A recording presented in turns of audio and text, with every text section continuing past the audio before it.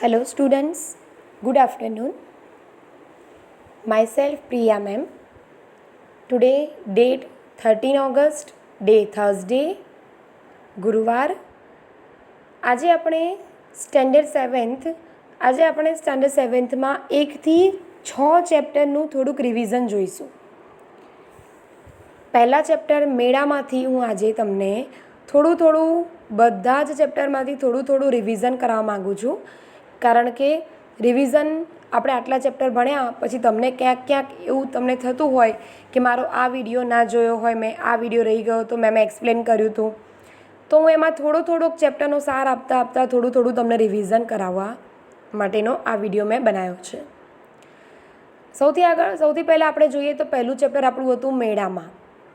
બરાબર, મેળામાં એટલે તમને ક્યાં દેખાય છે કે મેળાનું દ્રશ્ય દેખાઈ રહ્યું છે કે મેળામાં શેની દુકાનો હોય છે, મેળામાં દ્રશ્ય શું હોય છે, તો ચકડોળ હોય છે, નાની ટ્રેન જેવી બનાવી હોય છે નાના બાળકોને બેસવા માટે, દુકાનો હોય છે. તો દેખો અહીંયા આઈસ્ક્રીમની દુકાન દેખાય છે, મીઠાઈની દુકાન દેખાય છે, તમને રમકડાની દુકાન દેખાય છે. તો આ બધી દુકાનોમાં તમે મેળામાં જાઓ તો પહેલાં શું કરો છો, તો પહેલાં તમે કંઈક તમારું રાઇડ્સ જેવું હોય ચકડોળ કે એમાં તમે બેસવાની મજા માણો છો. ફરતા દુકાનો જુઓ છો, કઈ દુકાન છે, ક્યાં આગળ કઈ દુકાનમાં મને કશુંક લેવું છે. પછી તમે ખાણીપીણીની મજા માણો છો. મીઠાઈની દુકાન છે તો ત્યાંથી તમે જલેબી લેશો કે મીઠાઈ લેશો તમને ભાવતી.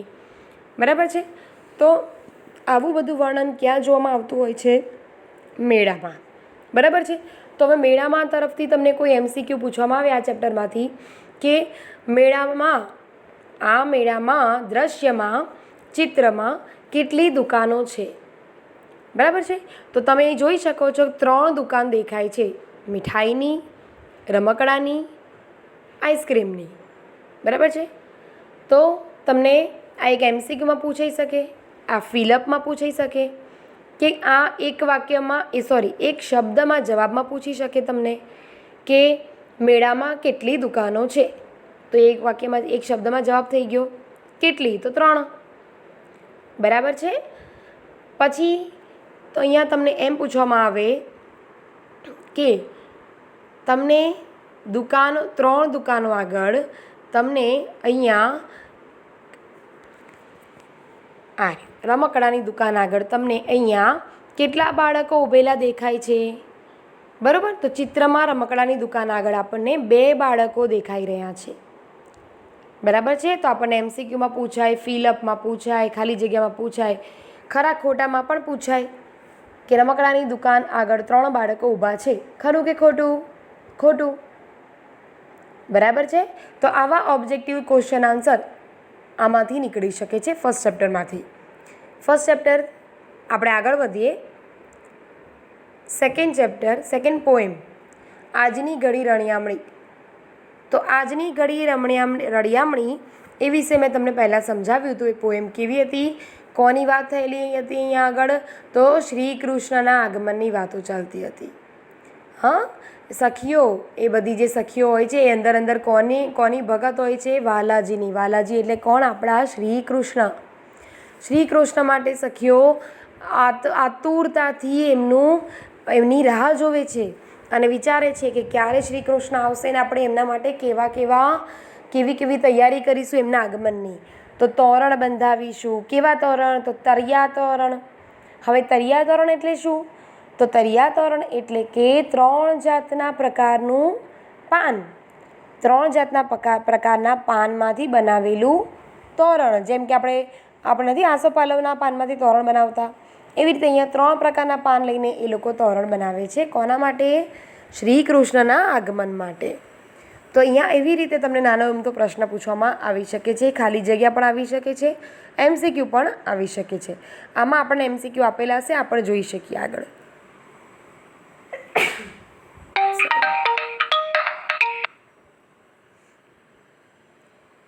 આપણે જોઈ શકીએ છીએ આગળ, ગંગા જમનાનું નીર મંગાવવાનું કારણ. તો ક્યાં આગળ ગંગા જમવાનું નીર મંગાવવાનું કારણ શું છે? તો ચોકમાં છાંટવા, પવિત્ર પાણી પીવા માટે, કે ભગવાનના સ્નાન માટે, કે પગ પખાળવા? તો અહીંયા ગંગા જમનાનું પાણી કોના માટે મંગાવ્યું છે? પગ પખાળવા. બરાબર છે. અહીં કાવ્યમાં પૂરો એટલે, એક મિનિટ, અહીં કાવ્યમાં પૂરો એટલે તો ભરો, સંપૂર્ણ, આખે આખો કે દોરો? તો આપણને શું કહેવામાં આવે છે? સાથીઓ પૂરવાનું કહે છે. બરાબર. તો સાથીઓ દોરવાનું કહે છે, દોરો. અહીં નરસૈયાનો સ્વામી એટલે તો કૃષ્ણ, સખી, ભગવાન કે હાથીઓ? તો નરસૈયાનો સ્વામી કોણ છે? આપણો ભગવાન કૃષ્ણ. કૃષ્ણ માટે આ શબ્દ વાપરવામાં આવ્યો છે. બરાબર છે. આગળ આપણે જોઈ શકીએ છીએ આપણી ચેપ્ટર નંબર 3 પરીક્ષા. પરીક્ષા ચેપ્ટરમાં શું હતું? તો પરીક્ષા પાઠમાં મેં તમને પહેલાં જ આગળ જણાવ્યું પ્રમાણે કે એક બાળક છે, એક છોકરો છે 10-12 વર્ષનો, કે તેને પરીક્ષામાં એને શું જોઈએ છે? શિષ્યવૃત્તિ જોઈએ છે. બરાબર છે. તો એના માટે એ પરીક્ષા આપવાનો છે. પણ પરીક્ષા આપવા માટે સ્કૂલે જવા નીકળે છે ત્યારે રસ્તામાં ખેતરમાં એક બેસેલું ઢોર જે છે ગાય તરીકે, એ ઢોરને એમાંથી ખેતરમાંથી કાઢવાનું ઈચ્છે છે, પછી સ્કૂલે જવાનું ઈચ્છે છે પોતાની શાળાએ. ત્યારે વચ્ચે એ ઢોર એકથી બીજાથી ત્રીજા ખેતરમાં ઘૂસતું જાય છે અને પછી એ બિચારો એમાંથી બધાની પાછળ એને બધા ખેતરમાંથી કાઢતો સારું કામ કરવા ઈચ્છતો હોય છે. એટલા માટે બધામાંથી કાઢતો નીકળતો હોય છે. ત્યારે એને શાળાએ જવાનું મોડું થઈ જાય છે અને ત્યાં એની પરીક્ષાનો ટાઈમ ઘણો પહોંચી જાય છે. આગળ પરીક્ષા ચાલુ થઈ જાય છે ત્યારે રડવા જેવો થઈ જાય છે. તો વિદ્યા અધિકારી એટલે જે શિક્ષણના અધિકારી ત્યાં હોય છે તે એને એમ કહે છે, એને મોકો આપે છે કે હા તું પેપર લખ. એનું આ બધું સાંભળે છે એની કથની કે મારે આટલે મોડું થયું, તો એ પણ માણસ ખુશ થઈ જાય છે, કારણ કે બાળકે મોડું કર્યું હતું. કેમ? એના સારા માટે. એણે કોઈ સારા કર્મો કર્યા હતા કે કોઈના ખેતરમાં એ મોલ કે પાક બગડે નહીં એના માટે, ઢોરને કાઢવા માટે એણે સારા કર્મો કર્યા હતા, એટલે એ મોડો પડ્યો હતો. બરાબર છે. અહીંયા તમને કહેવતો આપી છે. મામાનું ઘર કેટલે? તો દીવો બળે એટલે. તો તમને કહેવતોમાં બધી પણ ખાલી જગ્યા પૂછાઈ શકે. મામાનું ઘર કેટલે? તો ડેશ બળે એટલે. તો ડેશમાં આન્સર શું આવે? દીવો. આના માટે થઈને જ તમારે આ પરીક્ષામાં જે તમારું પૂછાઈ શકે એના માટે મેં તેને રિવિઝન લેક્ચર બનાવ્યો, તમારો એક રિવિઝન એક વિડીયો બનાવ્યો છે આ, કે તમને હું આ થોડું ઘણું સમજાવી શકું કે કેવી રીતે MCQ પૂછાય, કેવી રીતે ખાલી જગ્યા, કેવી રીતે જો ખરા ખોટા, કેવી રીતે એક વાક્યમાં એક શબ્દમાં જવાબ. તો તમે આવી રીતે તમારે બધું જ રૂઢિપ્રયોગો, કહેવતો, સમાનાર્થી શબ્દો માટે શબ્દાર્થ, તમારી વર્કબુકમાંથી સમાનાર્થી, વિરોધી, જોડણી બધું જ તમારે મોઢે કરવાનું છે, લર્ન કરવાનું છે, જેથી કરીને તમને નાના એક શબ્દમાં બી તમને પૂછી શકે તો તમને આવડે. જેમ કે અહીંયા આગળ મોલ, તો મોલ શબ્દનો સમાનાર્થી શબ્દ લખો, અધરવાઇઝ મોલ શબ્દનો શબ્દાર્થ લખો, અર્થ લખો. એક વાક્યમાં એક શબ્દમાં પૂછે તો તમારે લખાય પાક. બરાબર છે. આગળ આપણે આના MCQs જોઈએ. અહીં પાઠમાં વિદ્યાધિકારી એટલે તો શું આવશે? વિદ્યાધિકારી એટલે શું? શિક્ષણના અધિકારી, વિદ્યાના અધિકારી, સરકારી અધિકારી, પંડિત. તો આવશે શિક્ષણના અધિકારી. અહીં પાઠમાં તે સૂરજની ગતિ શાળા તરફ વધતી જતી હતી એટલે તો સૂરજ શાળા તરફ જતો હતો, સૂરજ શાળાએ જવા દોડતો હતો, સૂરજ ભણવામાં હોશિયાર થતો જતો હતો, કે શાળાનો સમય થતો જતો હતો? શું આન્સર આવશે? શાળાનો સમય થતો જતો હતો. પેપર લઈને મંડી પડ્યો. આ વાક્ય પરથી મહાદેવ વિશે તમે શું વિચારો છો? તો ગપ્પા મારવા લાગ્યો, તેને ઘણું આવડતું હશે, કોઈનામાંથી જોઈને લખવા લાગ્યો, કે ચોપડીમાંથી જોઈને લખવા લાગ્યો? ના, તેને ઘણું આવડતું હશે. દેટ મીન્સ કે એણે તૈયારી કેવી કરી હશે? સારી. પરીક્ષા વાર્તાના લેખકનું નામ. તો અહીંયા તમે જોઈ શકો છો પરીક્ષા વાર્તાના લેખકનું નામ અહીંયા આગળ લખ્યું હશે, જે મેં તમને પહેલાં જ સમજાવ્યું હોય છે, પન્નાલાલ પટેલ. બરાબર છે. તો આપણો શું આન્સર આવશે અહીંયા આગળ? પન્નાલાલ પટેલ. રાઈટ. આગળ જોઈએ આપણે MCQs. પતી ગયા. ચેપ્ટર નંબર 4, બે ખાનાનો પરિગ્રહ. આ ચેપ્ટરમાં આપણે જોયું હતું કે ગાંધીજીને જવું છે, એમને ક્યાં જવું હોય છે? તો પૂજ્ય બાપુને નોઆખલી કે બિહારના યજ્ઞમાં ઝંપલાવ્યા પછી શું હતું? એમને ક્યાં જવું હોય છે? તો વિમાનમાં બેસવાની પણ એમને ઓફર કરવામાં આવી હોય છે. તે છતાં પણ એ વિમાનમાં બેસવા માંગતા નથી અને પોતે ટ્રેન માટેની ડબ્બા બુક કરાવવાનું કહે છે, અને તે પણ સ્પેશિયલ ડબ્બો નહીં, અને વધારે પડતી જે જરૂરિયાત એમની કંઈ જ હોતી નથી. હવાઈ જહાજ માટે તે ના પાડી દે છે મુસાફરી કરવા માટે, અને કહે છે કે મને આ ટ્રેનનો ડબ્બો ચાલશે.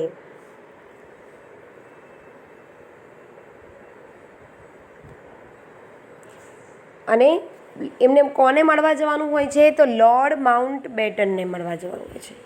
બરાબર છે. એમના પૌત્રી છે, કોણ છે?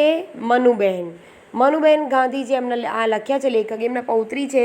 એમના પૌત્રી એમના માટે 2 ખાના એટલે કે 2 ડબ્બા એવા હોય એવા બુક કરાવે છે કે એકમાં રસોઈ થાય ને એકમાં ગાંધીજી બાપુને એમની જે જીવનચર્યા હોય એમની કે જે કાંતવાનું કામ કરતા હતા એ બધામાં એમને ડિસ્ટર્બ ના થાય. તો ગાંધીજી જોતાની સાથે જ એમને ના પાડે છે કે મને આવી રીતે 2 ડબ્બા જોઈતા નથી. જે લોકો બહાર લટકી રહ્યા છે, જે લોકો બહાર વેઇટિંગમાં પડ્યા છે, નથી એમને આ ડબ્બો આપી દો. તો આ રીતનું આ ચેપ્ટરમાં વર્ણન છે. અને મનુબેનને ગાંધીજી શીખવાડે છે કે હંમેશા થોડી જરૂરિયાતમાં જ આપણે ખુશ રહેવું જોઈએ. જરૂરિયાત ઓછી હોય તો આપણે એનો વ્યાપક ઉપયોગ, કોઈ બી ચીજવસ્તુનો વ્યાપક ઉપયોગ કરવો જોઈએ નહીં. થોડામાં ખુશ રહેનાર વ્યક્તિ પણ આનંદ મેળવી શકે છે. તો એનું આપણે જોઈ લઈએ MCQ. ગાંધીજીને કયા વાઇસરોયને મળવા દિલ્હી જવાનું થયું હતું? તો લોર્ડ માઉન્ટન બેટન. બરાબર છે. મનુબેન ગાંધીજીને શું થતા હતા? પૌત્રી. બરાબર. 2 ખાનાનો પરિગ્રહ પાઠથી તમે શીખશો કે શું શીખશો? તો વણખપનું ન વાપરવું. એનો મતલબ એ થાય છે કે જરૂરિયાત જેટલું જ હંમેશા વાપરવું જોઈએ. જરૂરિયાતથી અધિક તમે કંઈક વાપરો છો તો એ તમારા માટે વણખપનું બને છે. વણખપ મતલબ કે જરૂરિયાત વગરનું, ખપ વગરનું. વણ એટલે વગરનું, ખપ એટલે જરૂરિયાત. બરાબર છે. આગળ આપણે જોઈએ. આમાંથી ખાલી જગ્યા પણ પૂછાઈ શકે, તમને સમાનાર્થી પણ પૂછાઈ શકે એવી રીતે. આગળ આપણી છે અહીંયા પોએમ નંબર 5, રાનમાં. રાન એટલે કે જંગલ. જંગલમાં કેવું વાતાવરણ હોય છે જ્યારે ચોમાસું આવે છે? ચોમાસું એટલે કે મોન્સૂન. તો અહીંયા આગળ આપણે એનું વર્ણન કરવામાં આવે છે કે કેવું ત્યાં આગળ કોની પર કેટલી અસરો ઉદ્ભવે છે. બરાબર છે. તો જંગલમાં તો ક્યાં પર્વતો પર કે ક્યાં પર્વતોની આગળ વાયરા એટલે પવનની દશા બધું જ આપણને વર્ણન અહીં આગળ કરવામાં આવ્યું છે. વાછટો એટલે કે બૂંદ પાણીની. બરાબર છે. તો એમાં પણ આપણને MCQs આપેલા છે કે આકાશ હવે ઉતરશે એ શબ્દોનો અર્થ. તો શું આવશે? આકાશ ઉતરશે એટલે કે નીચે આવશે આકાશ? ના, વરસાદ વરસશે. શું આવશે? વરસાદ વરસશે. વાછટની શી અસર થશે?